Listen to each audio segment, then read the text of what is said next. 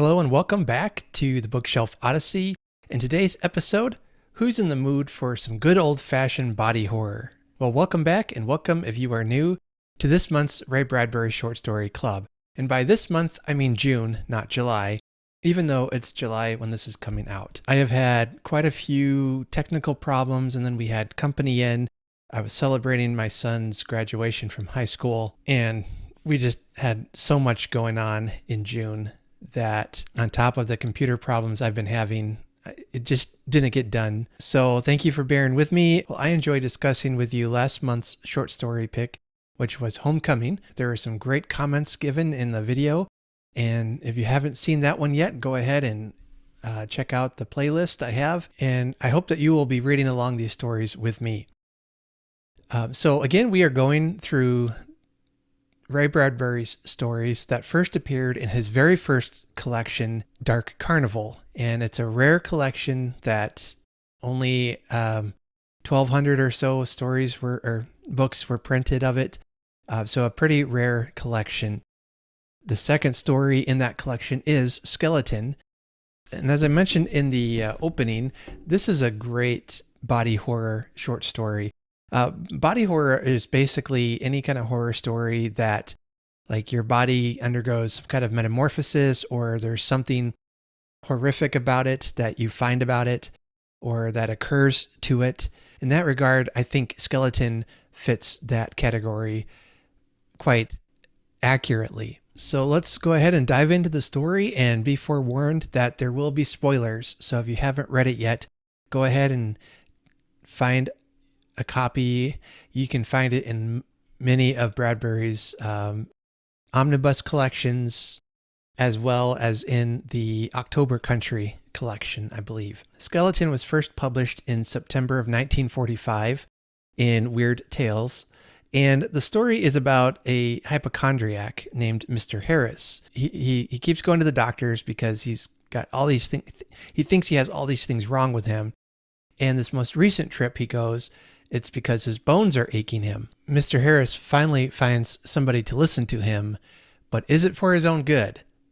Well, you'll find out in the story for sure. Let's look at a little bit about what the story is about, and then I have some thoughts I'll share with you concerning this story. As I mentioned, Mr. Harris goes to a doctor, and his latest complaint is that his joints and bones are aching.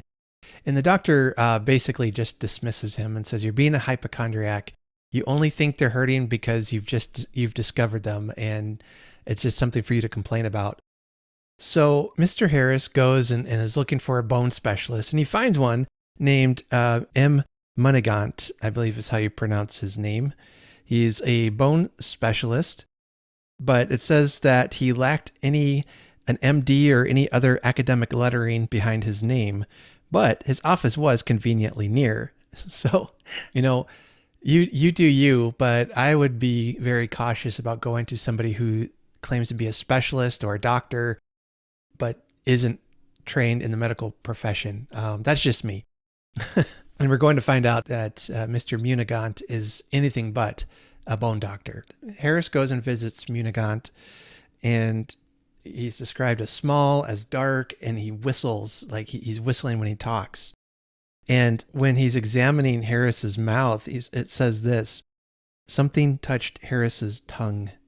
He felt his jawbones forced out. They creaked and made faint cracking noises. One of those skeleton charts on the dim wall seemed to quiver and jump. A violent shudder seized Harris. Involuntarily, his mouth snapped shut." Oh, it's just creepy. It's really creepy. Mr. Munigant says that Harris isn't ready for his treatment yet. He leaves, goes home. He meets his wife, Clarice. She also doesn't really believe him very much and thinks he's being silly. And, she's like cracking her knuckles. She's wiggling his kneecap, just all these bone-related things that are driving him crazy. Harris begins to explore his own skeleton. He realizes that's what's inside of him. And that's what he's feeling. And it says this, another great bit of paragraph writing by a skeleton. "One of those jointed, snowy, hard things. One of those foul, dry, brittle, gouge-eyed, skull-faced, shake-fingered, rattling things that sway from neck chains in abandoned webbed closets. one of those things found on the desert, all long and scattered like dice. Descriptively, that's so beautifully written, and yet creepy, and yet accurate, and yet fanciful. I mean, this is, I think, a classic Bradbury paragraph. And then begins this a couple of paragraphs of him describing the horror of what is inside of him, the skeleton, and how he begins to realize, like his skull surrounds his brain and could crush it, and all these different things. But he does begin to realize that, this is kind of a two-way street, that the skeleton depends on his body and his body depends on his skeleton. So maybe he'll find some peace with that. So the next morning at work, Harris has this really funny interaction with a couple of people. It says, the next morning and all afternoon at his downtown office, Mr. Harris sorted out the sizes, shapes, and construction of various bones in his body with displeasure. At 10 a.m., he asked to feel Mr. Smith's elbow one moment. Mr. Smith obliged, but scowled suspiciously. And after lunch, Mr. Harris asked to touch Miss Laurel's shoulder blade, and she immediately pushed herself back against him, purring like a kitten and shutting her eyes. Miss Laurel, he snapped, stop that. And I don't know why, but I find that really funny. Miss Laurel maybe misunderstanding the situation there. There's a lot in that paragraph I need to think about, but at least he asked consent before he went to touch her shoulder. She seemed pretty game in it, but had some great humor there. And this is what I like about the story, is that there is some humor along with some really grotesque imagery and horror. And I think it's a good balance. Sometimes that can go too much, but this is really good. So then he begins to realize and understand, that his bones are dependent on his flesh and vice versa. He says it's 50-50. I need you, you need me. So has he made a breakthrough? No pun intended. Well, no. So then he begins to lose weight. And so then he decides to rob his body of calcium, since he's thinking that his bones are starving him, as if to say, oh yeah, I don't need you. So then now he's going to rob them of the calcium that they need. And so it's like this ongoing battle with food, literally, that he's having. And it kind of becomes this vicious circle. In fact, his wife tells him this. She says, you're in a vicious circle. The more you worry, the more your bones stick out, the more you worry. After all, who picked this fight? You or that anonymous entity you claim is lurking around behind your alimentary canal? And so she just encourages him to rest, relax, to forget about it. At one point, he tries to return to Munigant's office, but every time he gets close, his body explodes in pain, which is interesting. And it just begins, and it helps to continue to build onto the tension of the story. Then we get another humorous encounter. He goes to a bar and he sees a overweight man and realizes, this man has conquered his skeleton. I mean, he's looking at all the weight that's on him and realizes that he's buried his skeleton deep within his fat. And this sentence made me chuckle. It says, not without envy, Harris approached the fat man as one might cut across the bow of an ocean liner. Harris ordered a drink, drank it, and then dared to address the fat man. Glands? You talking to me? Asked the fat man. Or is there a special diet? Wondered Harris. Then he goes on talking to him. I don't know why. Coming to him and just saying glands, is that why you're overweight? Or did you have a special diet? Harris wants to find out what this man's trick was to, burying his bones beneath him. And, the man talks about it and, talks about how it didn't happen overnight and that sort of thing. But he talks about, here's what you do. And we get, on these pages, some things that if this story were written today, it would probably be written differently. So keep that in mind as I read this. But it says, here's what you do. This is the overweight man speaking. He says, get yourself a quarreling bird of a wife, a baker's dozen of relatives who can flush a covey of troubles out from behind the veriest molehill. Add to these a sprinkling of business associates whose prime motivation is snatching your last lonely quid, and you are well on your way to getting fat. How so? In no time you'll begin subconsciously building fat betwixt yourself and them. a buffer epidermal state, a cellular wall. You'll soon find that eating is the only fun on Earth, but one needs to be bothered by outside sources. Too many people in this world haven't enough to worry about. Then they begin picking on themselves and they lose weight. Meet all of the vile, terrible people you can possibly meet, and pretty soon you'll be adding the good old fat. Some of the unfortunate characteristics aside here, I think he might have a point as to why some people at least gain weight is because of the interpersonal problems, because of the hardships and the struggles. And so they use food to cope. And that's a very unhealthy relationship with food. He tries to go to Arizona on his business trip. His car gets in a wreck. He finally makes it home. And Harris, by this point, is so overwhelmed by his skeleton and his fear of his skeleton, goes back to Munigant. And we read this paragraph. Mr. Munigant came in. Thank God the door was unlocked. Oh, but Mr. Harris looked terrible. M. Munigant stood in the center of the living room, small and dark. Harris nodded. The pains rushed through him, hitting him with large iron hammers and hooks. M. Munigant's eyes glittered as he saw Harris's protuberant bones. Ah, he saw that Mr. Harris was now psychologically prepared for aid. Was it not so? Harris nodded again, feebly, sobbing. M. Munigant still whistled when he talked. Something about his tongue in the whistling. And I like how Bradbury keeps bringing that up, slowly building onto the tension of what could be in this man's mouth. No matter. Through his shimmering eyes, Harris seemed to see M. Munigant shrink, get smaller. Imagination, of course. Harris sobbed out his story of the Phoenix trip. M. Munigant sympathized. This skeleton was a traitor. They would fix him for once and for all. And then he goes on to say, Harris says to Mr. Munigant, I never noticed before your tongue, round, tube-like, hollow? My eyes, delirious. What do I do? So, yeah, this gets creepy. And from this point on, if you haven't read the story and don't want to be spoiled, you better just pause it and come back at a later time, okay? We get that jaw pressing and violently creaking thing again, that tube-like tongue that goes into his mouth, and there's this pain. It's almost like Harris swallows Munigant, or he goes right into his bone structure, and now Harris is wildly looking around in panic, yelling for help. Where did Mr. Munigant go?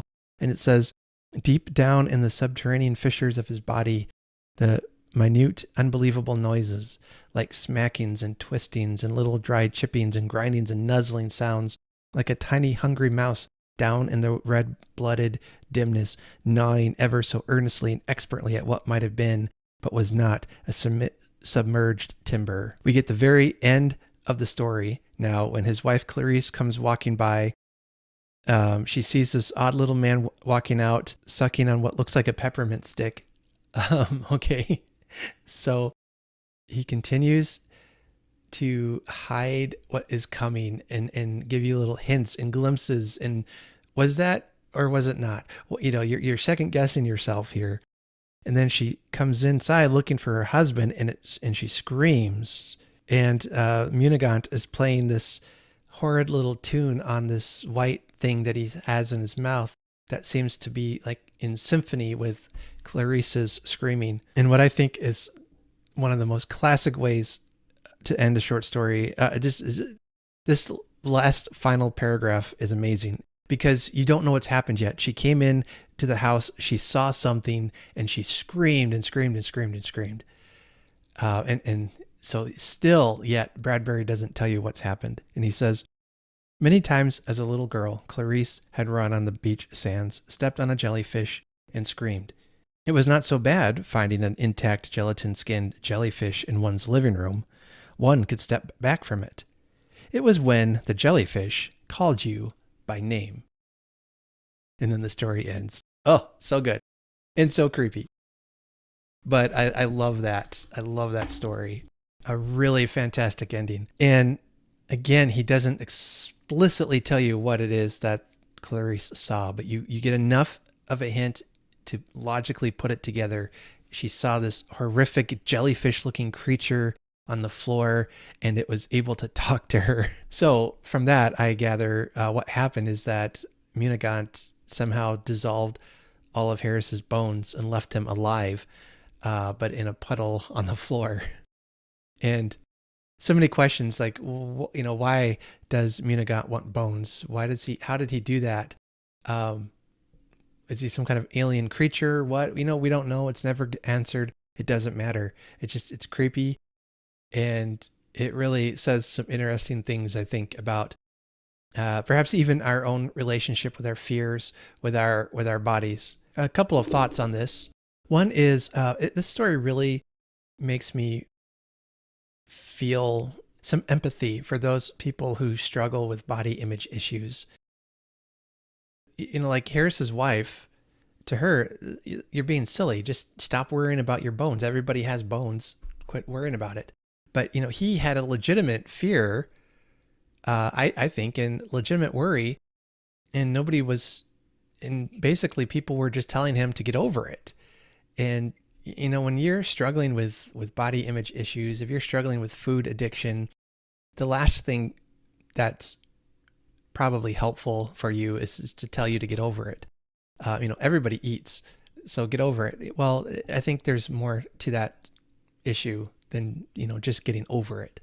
That's a little bit off topic, I know, but that's kind of a thought that came to mind as I was reading the story.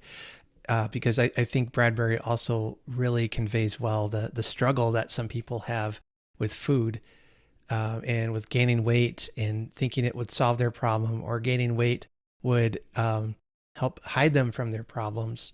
And in fact, that might not even be the right solution. Anyway, I think this is a masterful example of building tension and a slow revelation, especially with the tongue and Mr. Munagant's tongue. It's just really creepy how it's slowly revealed throughout the story what is happening. The descriptions that Bradbury uses help add to the whole atmosphere and feel of the story. And so by the end, I'm not sure I could ever look at a breadstick the same way again. So thanks for ruining that for me, Bradbury. I think I mentioned as I was talking about the story, I love the mix of the macabre in the comic. I think this is a good balance between the two. In some ways, Harris is really kind of a silly character. I mean, he's afraid of his bones, and it does present some comic moments, but then, he realizing that this could be a legitimate fear for him. But what's even more scary is not the monster within, but the monster without, Munagant. This has to be a hypochondriac's worst nightmare, especially thinking that there's something wrong with you and then being told that you're right. I mean, that's got to be paranoia on top of paranoia. And then what I like is how Bradbury can take the ordinary and turn it into something fantastical, horrific, and suspenseful. Something ordinary like a neck pain or a joint pain. You begin to wonder, what if my skeleton is trying to kill me? Or what if my skeleton is this horrid monster inside of me trying to get out? You would, maybe if you wouldn't think, oh, that's crazy to think like that. But then you start thinking about it. Well, it does look pretty horrific, doesn't it? And your mind begins to kind of build on that, and it's easy to get carried away. But then you have somebody like Munagant in your life that is reassuring you of your fears, that yes, they are true. You are right to be afraid. Only I can help you. That presents a very dangerous person in your life. So beware of those who say, I am your only hope. Well, unless it's Obi-Wan Kenobi, I think you'd be fine with him. All right. And then if you want a little more background on the story, you could read in Bradbury's writing book. I believe it's in chapter 4 called Drunk and in Charge of a Bicycle, where he writes about his experiences writing Skeleton and what inspired him to write it. I think there's a brief mention in that story or in that essay. And if I remember, basically it was this idea from the doctor where he thought his throat felt funny and that it was hurting and sore. So he went to the doctor, and basically the doctor told him, well, you've just discovered your larynx. You begin to feel around in there and you feel all these little lumps and creases and bumps and all that. And you think, oh, is that normal? Is that supposed to feel that way? What's right? And then you can just, drive yourself crazy.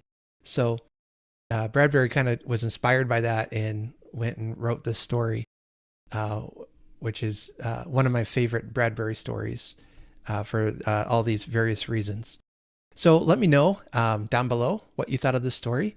Were you creeped out? And are you going to maybe think twice about the next time you start poking around in your hand and feeling all these bumps and cracks and creases in your fingers? Let me know what you thought. We'll continue our conversation on the skeleton in the comments below. I hope you've enjoyed it. This next month in July, hopefully by the end of July, I'll have the next video out, and we're going to be covering the story The Jar, which is an interesting one, I think, to follow the skeleton.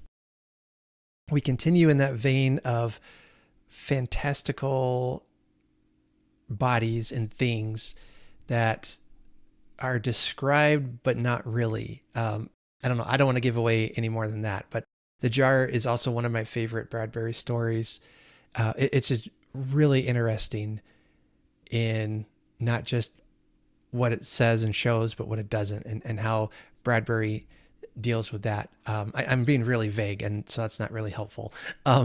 Anyway, read The Jar.